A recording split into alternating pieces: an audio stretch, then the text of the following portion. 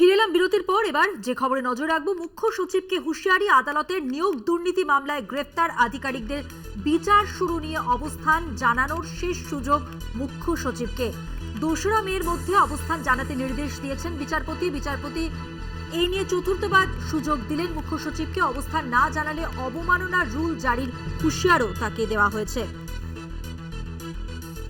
নিয়োগ মামলায় জামিন চেয়ে যেমন হাইকোর্টে আবেদন করেন পার্থ চট্টোপাধ্যায় এবং 2রা মের মধ্যে অবস্থান জানাতে নির্দেশ বিচারপতির, তার কারণ এই যে তদন্ত এগোনোর জন্যই কিন্তু মুখ্য সচিবকে হাজিরার নির্দেশ।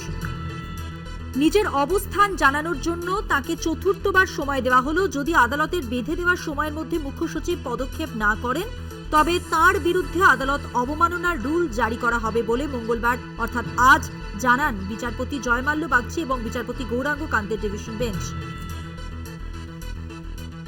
নিয়োগ দুর্নীতি মামলায় ধৃত পার্থ চট্টোপাধ্যায়, সুবীরেশ ভট্টাচার্য সহ শিক্ষা দপ্তরের কয়েকজন প্রাক্তন আধিকারিকের জামিনের মামলার শুনানি ছিল বিচারপতি বাগচির ডিভিশন বেঞ্চে। সিবিআই এর অভিযোগ ছিল, রাজ্যের মুখ্য সচিবের অনুমতি না পাওয়ায় অভিযুক্তদের বিরুদ্ধে বিচার প্রক্রিয়া শুরু করা যায়নি। কেন তিনি অনুমতি দিচ্ছেন না, মুখ্য সচিবের কাছে তার ব্যাখ্যা তলব করেছিল রাজ্যের উচ্চ আদালত। রাজ্যের তরফে যুক্তি দেওয়া হয়, লোকসভা ভোটের কাজে ব্যস্ত মুখ্য সচিব, তাই তিনি জবাব দিতে পারেননি। তাকে সময়সীমা বেঁধে দেওয়া হয়েছে। এবার